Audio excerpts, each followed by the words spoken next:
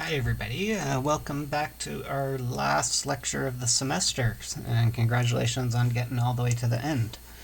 Okay, so the last topic is going to be the quadratic.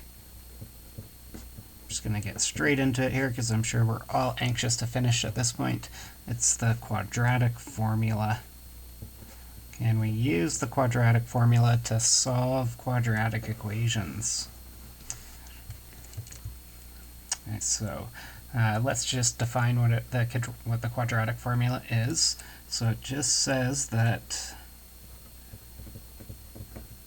given a quadratic formula, a quadratic equation in general form,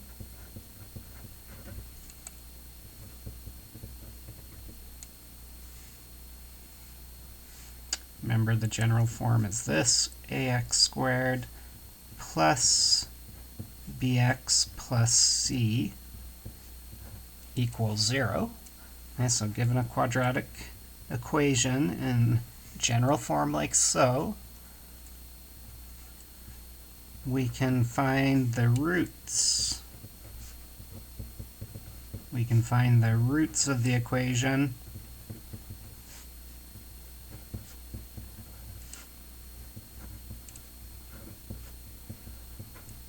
by using the following formula.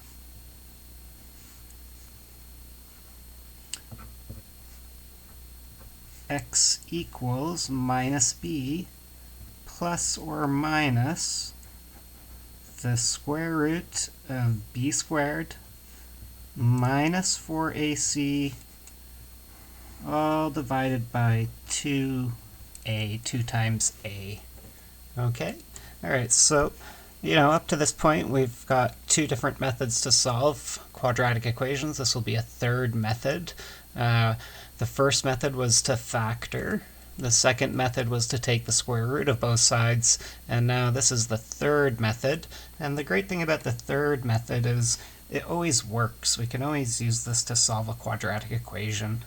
Okay, so quadratic equations aren't always factorable by the techniques we've learned to date, but this will always work when solving a quadratic equation.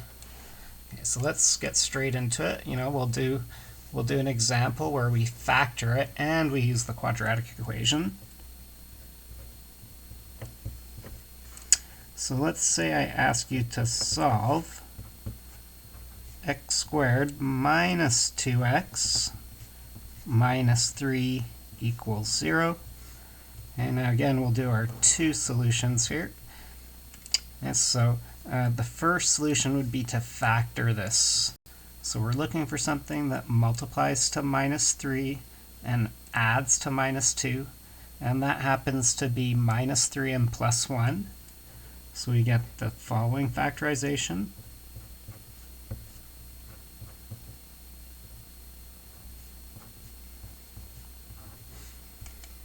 Okay, and then from here we just apply the zero product property just like we did before, and we get x equals minus 1 and x equals 3. Okay, so that's the factoring method there. That's the factoring method.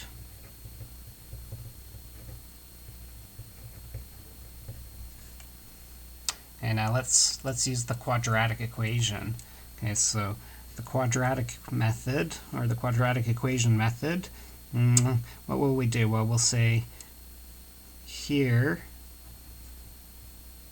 a equals 1. That's the coefficient on x squared. Okay, so here I've got 1x squared, so the value of a is 1. The value of b is minus 2. And the value of c is minus 3, if we compare it to ax squared plus bx plus c. So we can see that c equals minus 3. And I have to admit, this is actually my preferred way of solving these when I was about where you guys are at in math. I prefer to use the quadratic formula to factoring. Now I'm actually the opposite. I find it easier to factor than use the quadratic formula. But Anyhow, okay, so all we're going to do is substitute these into this formula, and that will give us, hopefully, x equals 1 and x equals 3. Unless, otherwise we've ruined math permanently, so we better get x equals minus 1 and x equals 3. Okay, so what do we get? We get x equals minus b, so in this case minus 2,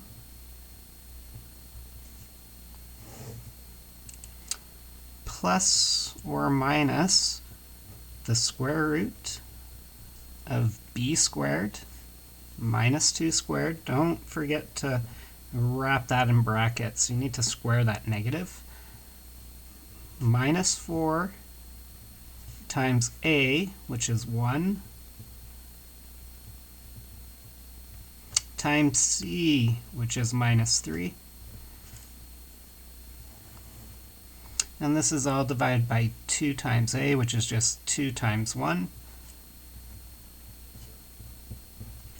Okay, and now, pardon me, at this point, it's just a matter of using the order of operations. Okay? All right, so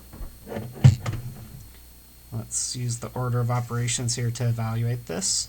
Now, if I were to use the order of operations here, I'm doing plus minus this plus minus the square root, so I can simplify this and this simultaneously, and then the last step would be to add them. And then we've got the vertical division, so we can simplify that denominator as well. So what do we get? We get minus 2, which is plus 2, plus or minus the square root. Okay, minus 2 squared is 4. And then we get minus 4 times 1 times minus 3 is plus 12, like that. And this is all over 2 times 1, which is just 2. And I will just continue to simplify here. And this gives us 2 plus or minus the square root of 16. 4 plus 12 is 16, divided by 2. And I'm going to just write some x's here. Okay, and then the square root of 16 is 4.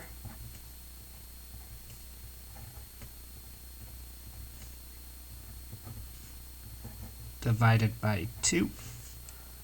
Okay, and now we just break this into its two answers. What are its two answers here? Well, it's just, we could say x1 equals 2 plus 4 divided by 2, which is 6 divided by 2, which is 3. And that confirms that we factored that one properly. And then x2 will just be 2 minus 4 divided by 2. 2 minus 4 is minus 2, divided by 2 is minus 1. And that was the other solution that we got. That was our x2. Okay, all right, I hope that's not too bad. Obviously, we've got a bit more to talk about here, but not too much more. So let's just continue doing examples. These generally, we use the quadratic formula when we're working with equations that are not factorable, when we're working with quadratics that are not factorable. That's mostly when we'll use these.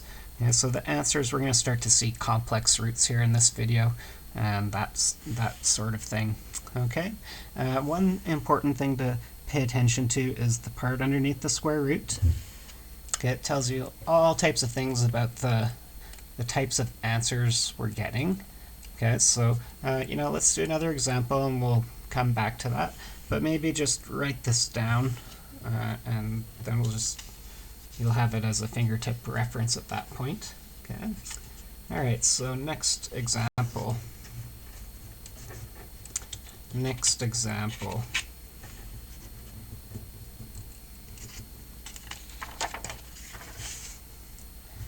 All right, let's solve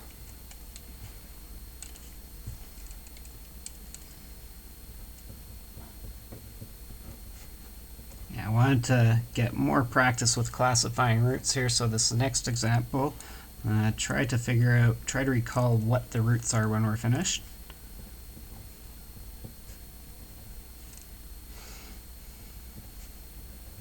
Okay, so we've got this quadratic equation here. We know it's a quadratic equation because the highest power of x is x squared. Okay, now the first thing we need to do, you can't start just saying, oh, my a value here is -5, my b value is 2, and my c value is 3, because this is not in general form yet. Okay, so we need to rewrite this in general form. Rewrite in general form to begin with. Okay, and you've probably guessed at this point. I'm just going to subtract the 3 to that side and rewrite it as -5x squared plus 2x. Then I'm going to minus 3 to this side. Okay? All right, now if you tried the product sum here, you'd be looking for something that multiplies to -5 times -3, multiplies to -15, and adds to +2. And if you tried doing that, you'd see there's nothing that would work. Nothing multiplies to 15 and adds to 2. It's not going to work. Okay, so this is not a factorable quadratic. So in this case, we'd like to use the quadratic formula. Okay, so what is our a value here? So our a value is -5. My b value is 2. And my c value is -3. And now we can just go straight into using the quadratic formula. And what I'm going to do, I'll write it for you one more time. Got a bit more space to work with here. It's -b plus or minus the square root of b squared minus 4ac, and you have to divide all of this by 2 times a. Okay, so what do I get here? What is minus b? Let's try to increase the speed here. Minus b is just -2. Plus or minus, what is b squared? Well, b squared, that's just 2 squared, which is 4. And then we have to minus 4ac. Minus 4ac. Well, what is minus 4ac here? What do we have? We've got -5 times -3 is +15, times -4 is -60. I'll write it this time. Okay, so we've got -4 times a, which is -5, times c, which is -3. And then we're dividing this by 2a. 2 times -5. Again, I would normally just do this calculation right off the bat, personally. And so as you get more practice here and your mental math gets stronger and stronger, you'll probably start doing the same thing, I imagine. And so what do I get? I get -4 times -5 is +20, times -3 is -60. So we get 4 minus 60, all divided by 2 times -5 is -10. And we'll just continue to simplify here.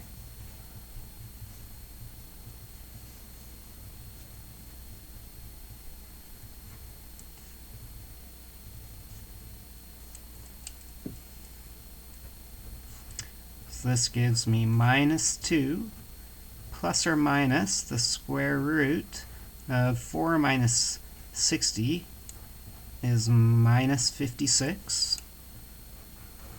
All over -10.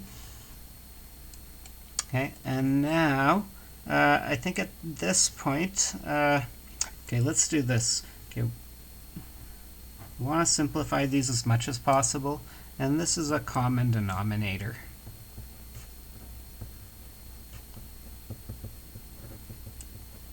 for this term and this term. So I'm going to break it into two fractions, and you'll see why I'm doing this right at the end here. So what do I get? I get minus 2 over minus 10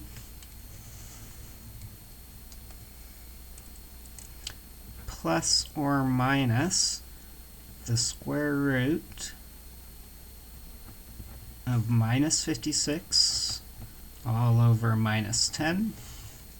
Okay, now this piece here, this is pretty easy to simplify. Minus 2 over minus 10 is 1 over 5. Okay, and then here, I think what I would do here is simplify this square root to begin with. Okay, so square root of minus 56. How are we going to simplify that? Well, first of all, we have a negative, so we know there's going to be an I. We know it's imaginary. The square root of minus 56 is an imaginary number.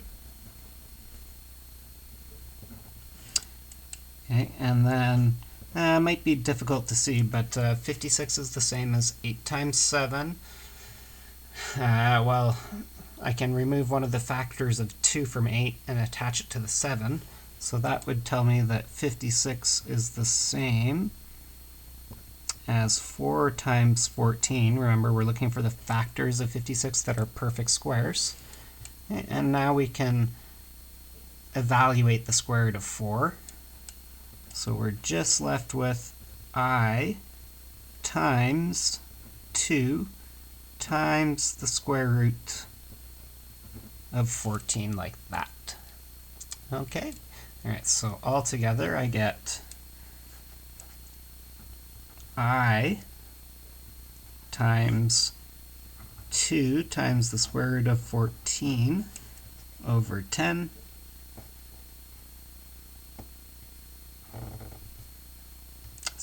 over minus 10.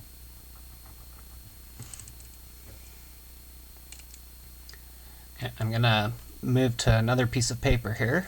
Let's see if I can Houdini this, make this piece of paper stretch. Oh, look at this. Who is this guy with all these magic tricks that can make this piece of paper just magically stretch like this? This is amazing. Unbelievable. The crowd is absolutely flabbergasted by these skills. How did he do that? That's illusion. That's how you do illusion, guys. Okay, anyhow, sorry for that. It's late and I'm tired. Okay, so let's continue to simplify here. Okay, so I can cancel a common factor of 2 from there and there. Okay, this is a ratio of 2 over 10, just like that. So if I cancel that out, what do I get? I get 1 over 5 plus or minus, well, that 2 just cancels. So I just have I times the square root of 14 in the numerator. And then I can cancel a 2 from that 10, which gives me 5 like that. Okay, now, sorry, I really want to get this up here. For whatever reason, the camera focuses better when it's near the top of the desk. Okay, so now we need to deal with this negative sign here. Okay, so here's the deal. Okay, I haven't written the negative sign in this step, and the reason for that is because look what I'm doing. I'm doing 1/5 plus this, 1/5 minus this, and I hope you would agree with me that if I'm adding a negative, that would be the same as subtracting a positive, and if I'm minusing a minus, that would be the same as adding a positive. So altogether, I just get rid of the negative there. Okay? All right, so that's our final answer here. We are done. Okay, now at this point, let's just classify this. What kind of solution is this? Well, remember I said complex numbers have the form a plus bi. And so it's pretty clear what the a value is here. The a value is 1 over 5. And then what is the b value here? Okay, we've got 2 plus or minus.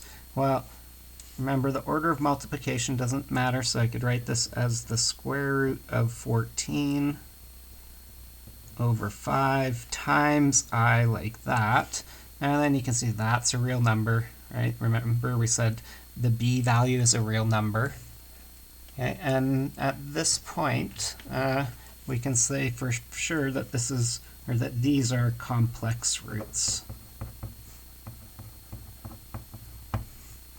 Okay?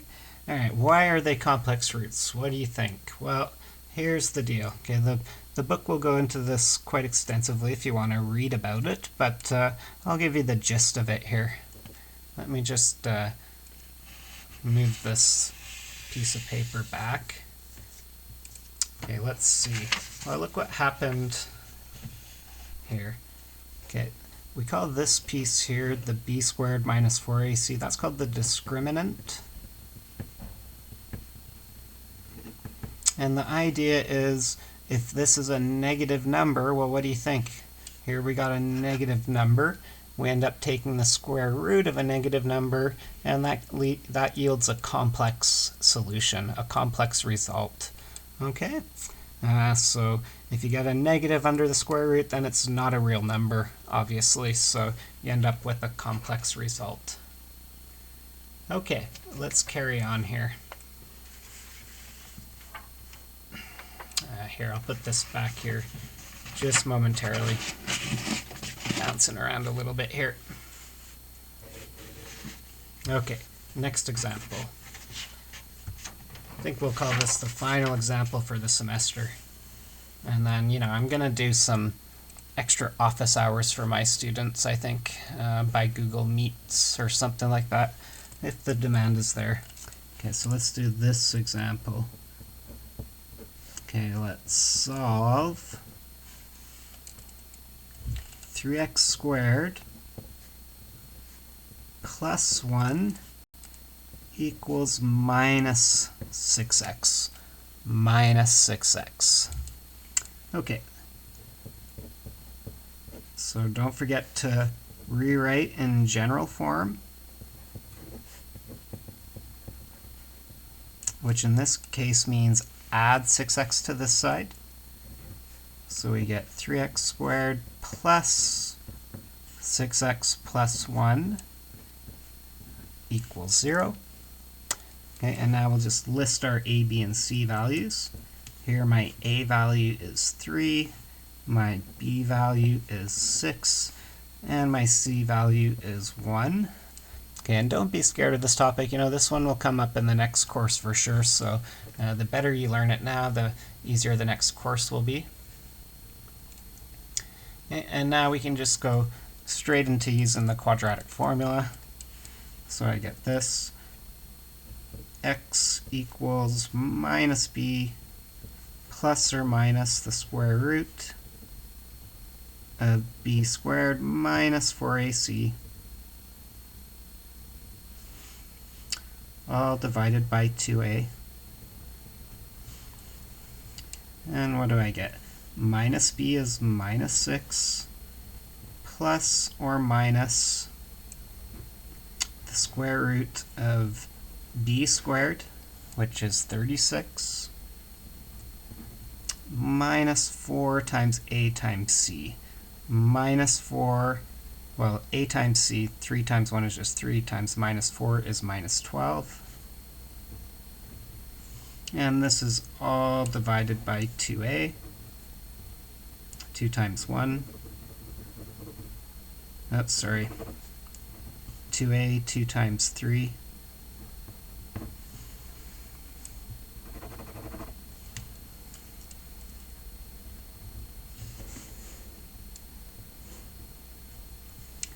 Which of course is just 6.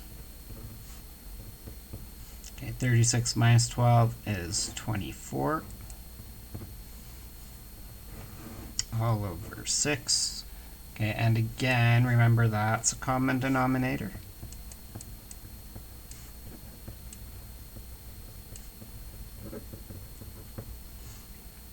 So we can rewrite this as minus 6 over 6 plus or minus the square root of 24 over 6. Okay, and now the idea, just simplify the square root of 24. Remember, 24 is the same as 4 times 6.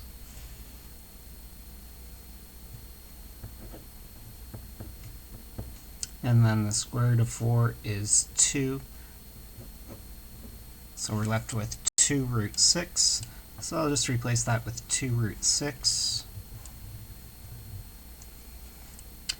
which gives me minus 6 over 6 is minus 1, plus or minus 2 root 6 over 6. And we can cancel a 2 from the 2 and the 6, or you can just think of it as 2 over 6. That's the same as 1 over 3. So we're just left with minus 1 plus or minus root 6 over 3. And just cancel a 2 from there, and we're just left with 3.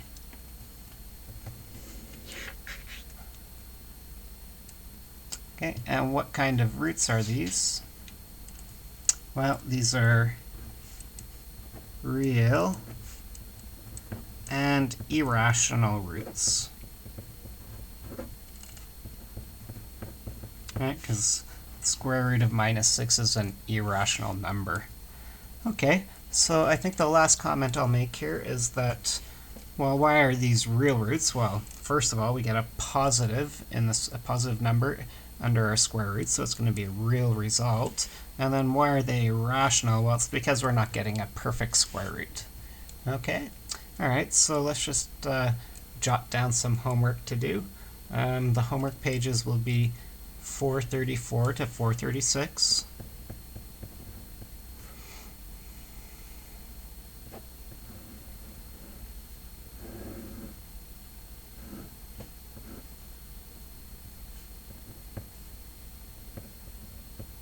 So give those a shot.